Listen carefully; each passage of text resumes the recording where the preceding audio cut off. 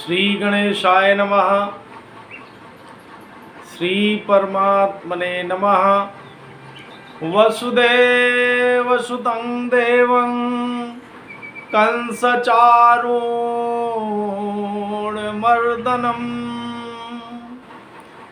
देवकी परमानन्दं कृष्णं वन्दे जगद्गुरुम्। या कुन्देन्दुतुषारहारधवला या शुभ्रवस्त्रावृता या वीणावर्धनमण्डितकरा या श्वेतपद्मासना या ब्रह्माच्युतशङ्करप्रवर्तिविरदेवयः सदा वन्दिता सा मां पातु सरस्वती भगवती निशेषजाड्यापहा। मङ्गलभावनया मङ्गलदमनु मङ्गलभावनया मङ्गलदमनु गोपीपति वृंदावन रमनु गोपीपति वृंदावन रमनु। गुरु समान नहीं को उपकारी देखे वो करी विचार जग जारी। बोलो राधा माधव सरकार की जय। उमापति महादेव की जय। श्यावर रामचंद्र की जय। वीर बजरंग बली की जय। जय जय सब संतन की जय। जय जय सब भक्तन की जय।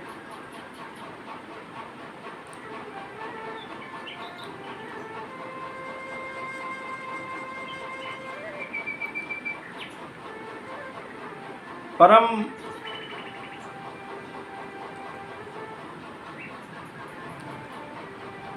अपने भक्त का कल्याण करने के लिए यज्ञ का जो भगवान ने शंकर भगवान ने यज्ञ विध्वंस करवा दिया था, वहाँ स्वयं विष्णु भगवान गरुड़ पर सवार होकर अपने भक्त का कल्याण करने के लिए उसी यज्ञशाला में पधारे। सती जी को बार बार भोले बाबा के समझाने के बाद भी अपने पिता के यज्ञ में गई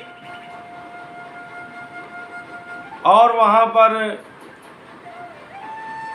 उनके पिता द्वारा दक्ष प्रजापति द्वारा भगवान भोलेनाथ का अपमान देखकर सती जी अपने क्रोध को नहीं संभाल सकी और वहीं पर उन्होंने अपने को योगाग्नि में समाहित कर दिया। फिर भोले बाबा के कोप का कोई पारावार नहीं रहा। उन्होंने वीरभद्र को भेजकर पूरे यज्ञ को विध्वंस करा दिया। फिर सारे दक्ष प्रजापति और जितने भी उसके यज्ञ में लोग शामिल थे, सब ब्रह्मा जी के पास गए और ब्रह्मा जी ने आकर भोले बाबा की स्तुति किया और दक्ष प्रजापति ने भगवान शंकर से अपने किए हुए की क्षमा मांगी।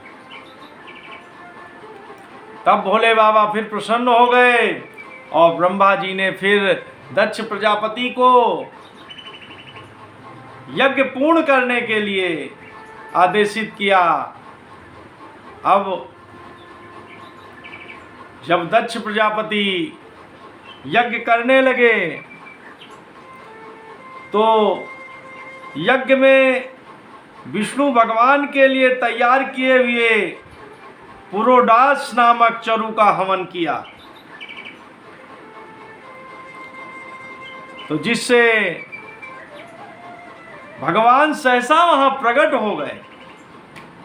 बृहत एवं रथंतर नामक शाम स्त्रोत जिनके पंख हैं, गरुड़ जी के द्वारा समीप लाए हुए भगवान ने दसों दिशाओं को प्रकाशित करती हुई अपनी अंग कांति से सब देवताओं का तेज हर लिया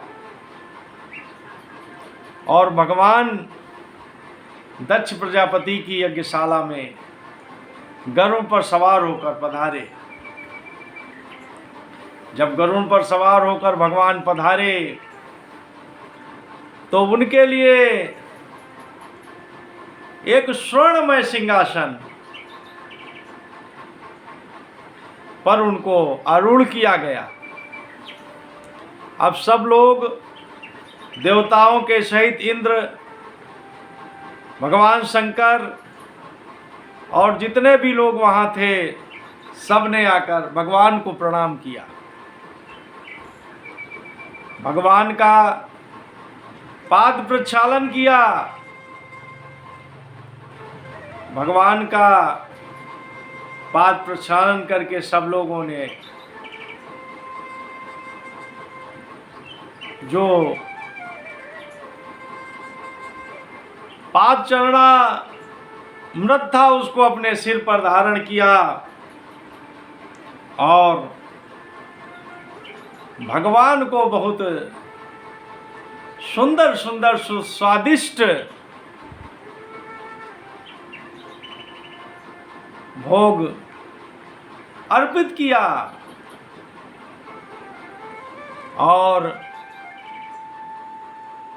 चांदी के पात्र में सुंदर सुंदर सुस्वादिष्ट अनेक व्यंजनों को भगवान बड़े आनंद से पा रहे हैं।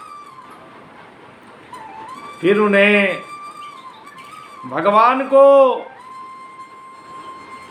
चांदी के पात्र में जल अर्पित किया गया और भगवान ने जल पिया।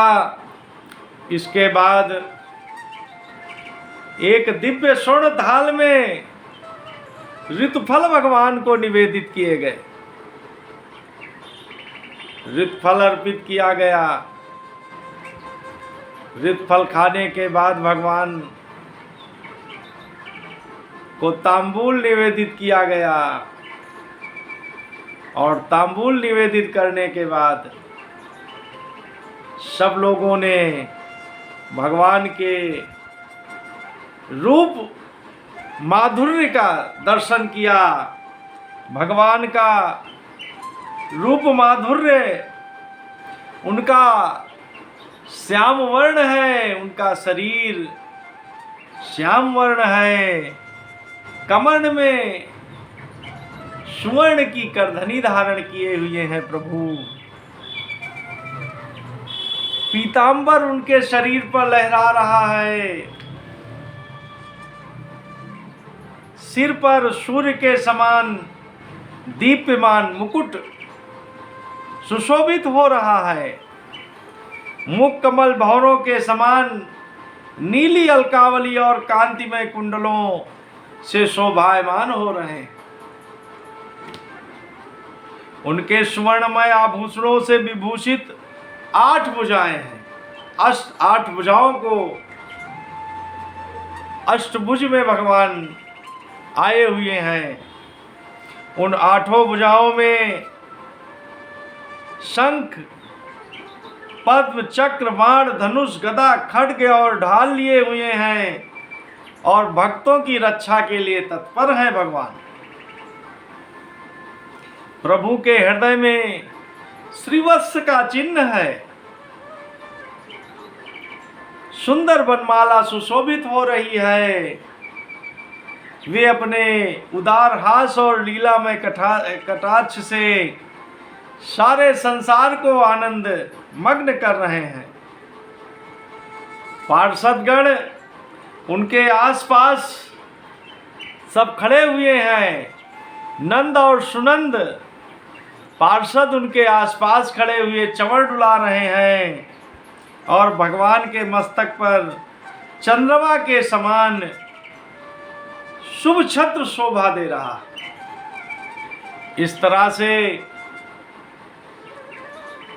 सब लोगों ने भगवान के रूप माधुर्य का दर्शन किया और रूप माधुर्य का दर्शन करने के बाद सब लोगों ने स्वर्ण थाल में आरती सजाई और भगवान की मधुर मंगलमय आरती कर रहे हैं। भगवान के मुख कमल में ओठों में पान की लालिमा स्पष्ट दिखाई दे रही है। भगवान मंद मंद मुस्कुरा रहे हैं। सब लोगों ने आरती करने के बाद जब शांत हो गए तो भगवान ने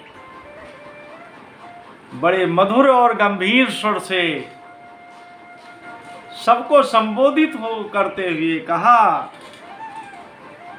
कि जगत का परम कारण मैं ही ब्रह्मा और महादेव हूं। मैं सबका आत्मा, ईश्वर और साक्षी हूं तथा स्वयं प्रकाश और उपाधि शून्य हूं।